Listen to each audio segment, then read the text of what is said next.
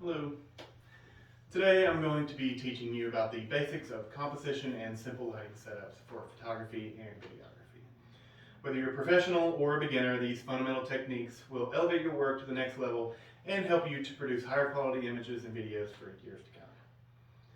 First thing I would like to discuss is composition. Composition is defined as the manner in which the parts of a thing are put together. It's makeup. It's the arrangement of different elements and objects within a picture, what will be included and what will be excluded. Composition is the way you balance different objects and or subjects within a frame of your picture. So there's three to be exact, rules to help you achieve great composition in your pictures. This is a picture of my wife and I on our wedding day, and I'm going to be using this as subject matter. First, the rule of thirds. In photography, the rule of thirds is a type of composition in which the images is divided evenly into thirds, both horizontally and vertically. And the subject of the image is placed in the intersection of those dividing lines, or along the lines itself. Using the rule of thirds is simple. Once you've divided the frame into three sections, left to right, top to bottom, you want to make sure your main subjects are where the lines intersect. This will help to create a strong and aesthetically pleasing image. In this image here is a prime example. If you divide it into three, right here, there's a cross section. If you actually have lines right here where my wife and I would be the main subjects, hit perfectly. This is a great example of the rule of thirds being used. Secondly, strong leading lines. You want to make sure use of the already existing lines within your image to move the viewer's eyes in the direction that you want. You can also use clever composition and framing techniques to achieve this as well. But basically, you want the person viewing your image to see exactly what you want them to see and in the correct context. Proper use of leading lines is the best way to accomplish this. Another example in this picture, the lines of the stone here actually all point right directly. The photographer used clever use of framing to achieve this. It brings it right into the main subject. Beautifully done. Another example would be if you're photographing an image of a person pointing at something, you want to make sure that they're in view as well as the object that they're pointing at is in view as well. You could use the line of the person's arm to lead the viewer's eye in the direction of the object being pointed at.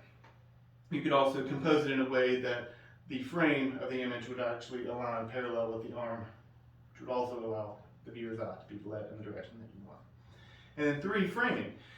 You want to make good use of the background and foreground in your photograph to frame your subjects within the image. An example of this is an archway or a door frame surrounding the subject being photographed. By framing them within a frame, you've added a layer of depth to the image that will further enhance the visual appeal of your subject. You can use the actual frame of the image to lead your viewer's eye in the right direction as well.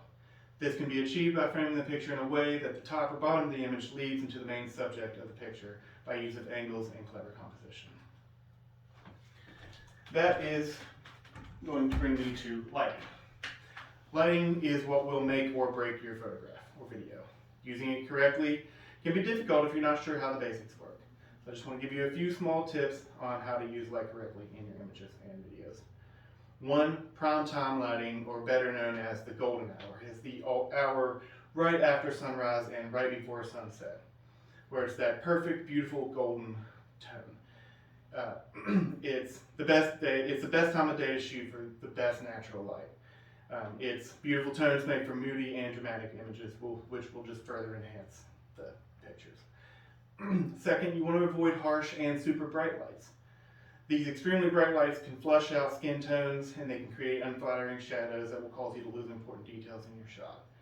Now you can use filters and other things to soften the light in your images, but it's important to make sure to get the image perfect in its raw form rather than to rely on fixing everything in post-production, because some things can't be fixed in post. So it's important to remember to get the best shot you can with what you have at your availability. So when using natural light, you want to find the best time, and if you're shooting midday, you want to find some shadows, or just use a better time.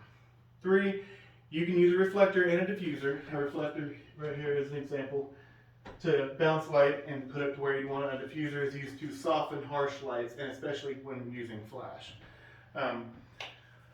I like to think of light like a ball. If you were to take a ball and you were to throw it at a wall, whatever angle that the ball hits that wall is going to determine the direction in which it goes off.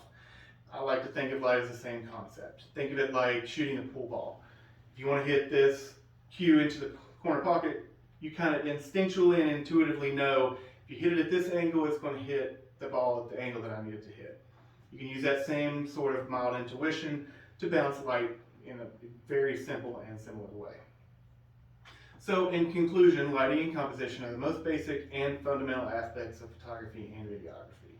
Understanding and practicing these techniques will ultimately help you create more visually compelling and beautiful photos. Of course, you have to remember in the end, art is about expression and creativity. So always try new things and remember to have fun. Thank you.